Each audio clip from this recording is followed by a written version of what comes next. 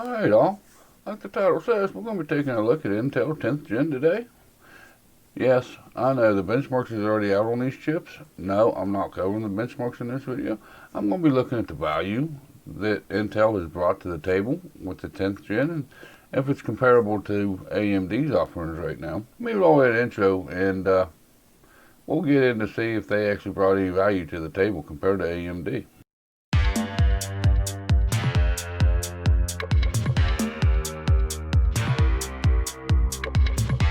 Alright guys, like I said in the intro and the title suggests, we're going to be looking at Intel 10th Gen. The benchmarks has already been done on these chips, so everybody knows what the performance is like. And I don't think anybody's surprised with the performance of these chips. I mean, it's on the same node that they've been using for the last 10 years or better. You know, they're still the fastest gaming.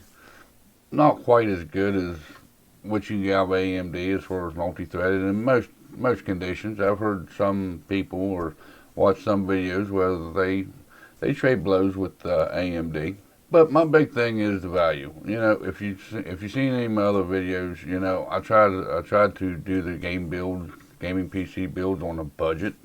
You know, so which one's going to be the best bang for your buck? And that's kind of what I focus on, is the best bang for the buck here on the channel. I'm not going to go with the high-end stuff. You know, I'm not looking at the 10900K or something like that, which this generally goes for all the way across the board. But, you know, most people's looking to spend, you know, $200, $250 on a CPU and this and that. You know, so that's kind of going to be what I'm looking at today with these prices. But we're going to see what it costs to get you an Intel system, 10th Gen system up and going. And see how it compares to AMD prices. Let me get you flipped over here to the desktop and I'll show you what I'm talking about. Alright guys, to start this video out with, we have the Intel Core i5-10400K. It is a lock SKU, there's no overclocking to it. It's 2.9 gigahertz. It is on the LGA 1200. It goes for about $195 right now. And we go down here and look at the specs on this thing, and it boosts up to 4.3 gigahertz, which is 6-core 12-thread processor, because they all have hyper-threading now. So the closest comparison I can get to this is the AMD Ryzen 3600, which is 6 cores, 3.6, boosts up to 4.2. Okay, by looking at the prices, the AMD Ryzen 3600 right now is going for about $172, and some odd cents there, about $173, I guess we'll call it. And the i5-10400K is going for $195. So that ain't too bad. You're looking at, what, maybe a $20 difference between the two? That ain't too bad of a deal. I think the prices is about right on the CPU. But now the bad thing about Intel, you have to have the new motherboard. You have to have a LGA 1200 motherboard. So what are you looking to spend on a 1200 motherboard? LGA 1200 motherboard. You're looking at starting prices right now at the time of this filming. The rest of the motherboards haven't came out for the 1200s. The only things available is the Z490. You're looking upwards of, you know, the lowest one's about $150. And of course they just go up from there. This is sorted from lowest price to the highest with the LGA 1200. The only thing we have available right now, of course, is the Z490 motherboard. We don't have no cheaper motherboards. So you're looking at $150 to get on this platform with. Okay, now the B450 motherboards, you can still get B450 motherboards. And even on Amazon, you can find a little bit better prices than this. But you're looking at, you know, you can get them for $100, a little over $100. Which right now really ain't the time to build a gaming PC. I'll put the link for the card up here if you'd like to see that other video why I don't think you should be building a gaming PC right now. Just because of prices and the availability of ports, you know, they ain't as readily available as what they used to be. So if you take this, you put $105 on this for the motherboard. Okay, we'll say $105, $110. And the CPU is $173. You're looking at $285 to get on the platform, which ain't bad. And this comes with a decent heat sink, if you can find it in stock. It's actually out of stock right now. But it comes with a decent little heat sink to it, which is going to be more than enough to keep it cool. Okay, so you got $285 with the AMD Ryzen system. Now for the 10400K, which it also comes with a heatsink, and I think they're ashamed to show it, but it is the standard little same heatsink that Intel's been sending out right there, heatsink and fan included. And it's the same heatsink they've been sending out for years, which is accurate. I mean, it can do the job. Just due to the fact that, you know, this is non-KSQ, you ain't going to be overclocking it. But you got $195 for the processor. And then the motherboards, you're looking at a minimum of $150. So you're looking at about $350 to get onto the platform compared to AMD, which is about $280. So it's about $80 difference. Now, as far as the RAM goes, which there's going to be some comments about the RAM, you know, AMD has to have faster RAM and whatnot. It don't have to, but you can see better performance out of the RAM. So, you know, but the rest of the components in the system, you know, your hard drive, your power supply, your case, everything, the fans, everything else like that that you need to put a system together, your graphics cards, all going to be the same price. So I'm looking at the motherboard, CPU, and the motherboard right now, and the heatsink. And why I brought up the heatsinks is, like I said, AMD does offer a better heatsink included with their products right now.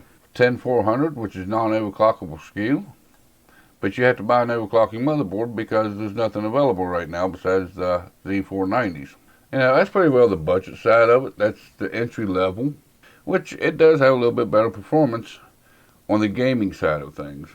You know, which everybody expected. You know, you're looking at 5 to 10% performance gains in your FPS if all you're doing is gaming. But from what I've seen on these chips, as far as multi-threaded applications and whatnot goes, you know, they're close, but AMD still has a lead in there. You know, and most people does more than just game on a computer. But now, if you want the fastest gaming experience you can possibly get, go with Intel. Of course, I know there's people out there that don't like AMD. There's people out there that don't like Intel. You know, and that's going to play a factor in this as well for 5 to 10% gains in games only. To me, I don't think it's really worth it. You know, I'm not a fanboy of either side. I build with either one. You know, if I was going to build a 10400K system, I'd go with the 3600 because it's a more rounded system. And you never know, you may be just a gamer today, but within a year or so, you may end up getting up into where you get into video creation or you get into streaming or something like that, and you can take advantage of the AMD system. And now since AMD is letting the B450 motherboards support the next gen of CPUs, you know, it gives you more of a better upgrade path. Not really too sure on how long LGA 1200 is going to be around or how many CPUs they're going to carry over. But I don't think it's going to be much because it's Intel. Just about every generation of chips that Intel comes out with, you have to upgrade your motherboard. So you're paying $150 for a motherboard to run this processor, or you could upgrade your processors and more money comes available to you. But still yet, you know, it kind of limits what you can actually get done. Take into consideration as well that B550 motherboards haven't dropped yet. They won't drop till next month, which is going to take in a little bit more of a consideration on these. Okay, the next one we're going to look at is the 10700K. And I'm going to be comparing that to the Ryzen 3700. And this one's going to change a little bit because the 10700K will not come with a heatsink cooler. So to get into the Intel 10700K, it's 8-core, 16-thread, 3.8 gigahertz. Boosts up to 5.1 gigahertz. But you look down here in the specifications, it don't come with a cooler. Okay, and you're looking at $409 at the time that these things are releasing. $409 here on Newegg. And it ain't even available right now. It's out of stock. Okay, so you're looking at $409 for the CPU. Okay, you're going to spend $409 on a CPU. You can get the 39. I mean, if you want to go price point, you could actually get the 3900X for about $409. But to keep with the core count and everything that the 10700K goes, we have the AMD Ryzen 3700X, which is 8 cores at 3.6 gigahertz for $294, which that's a little over $100 cheaper. The Ryzen 3700X is still a little bit cheaper. That's a 3800, which is better boost clocks. That's going for $335. And still, yet you're still looking at the motherboard difference. You know, about $50 savings or so on the motherboard.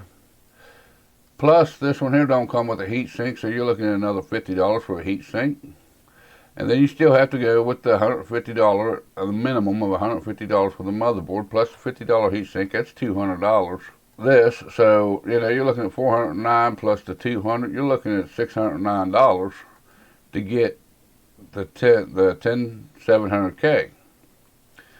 Where if you go with the $300, which is more of a comparison to it, 3700X, you're looking at $300 for the processor. Again, $100 for the motherboard.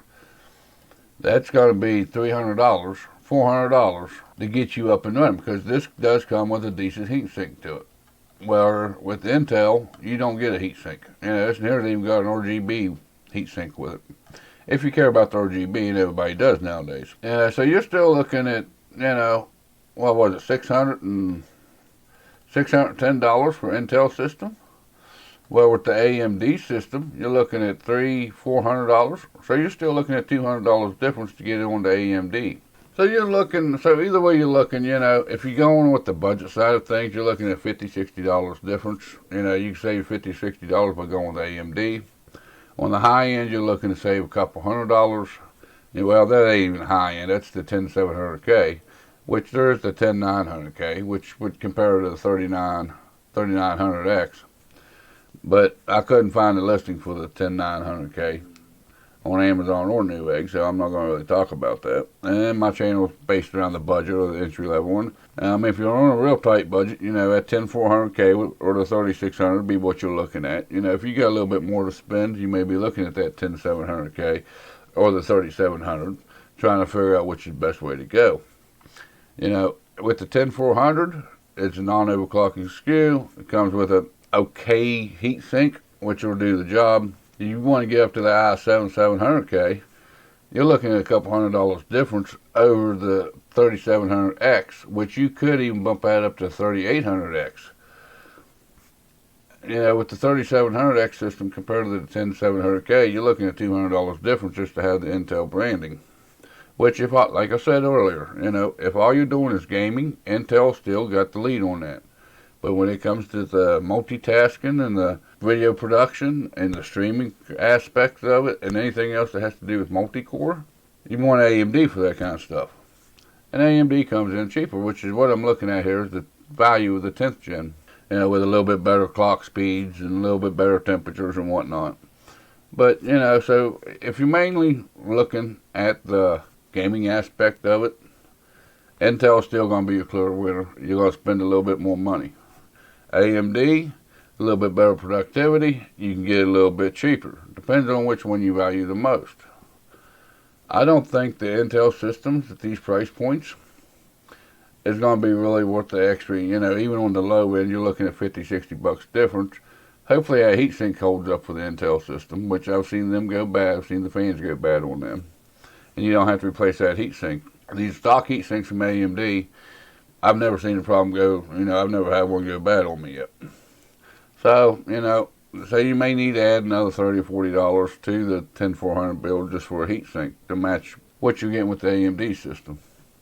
The 10700K, there's no question about it. You have to buy a heatsink with that because that processor does not come with a heatsink. So, I don't believe Intel has actually hit the value points on these. I believe Intel could have done a little bit better on these. Of course, these are right after launch, so the prices is inflated some compared to what you should be paying for these chips.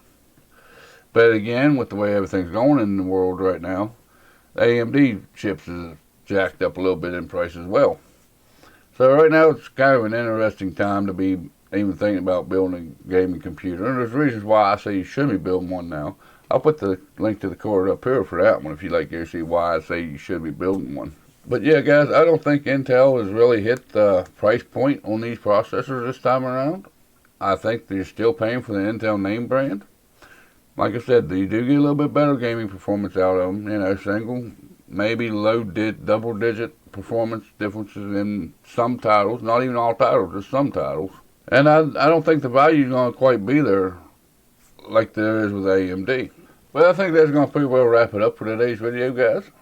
I hope you enjoyed what you've seen here. If so, give me a like. If not, give me a dislike. There's a comment section. I go through them just about every weekend here on my live show. Don't forget that lonely little subscribe button and notification bell. Also, there's links in the description for my Instagram and Twitter. You can come over there and follow me on other social media if you like. And also, I'm starting to stream on Twitch. I'm playing Borderlands 3 right now, but I'm streaming on Twitch on Mondays, Wednesdays, and Fridays, starting at 7 p.m. It usually goes to about 9 p.m. or so here Eastern Standard Time. And with all that being said, you all have a good day, and I'll see you in the next video or live stream.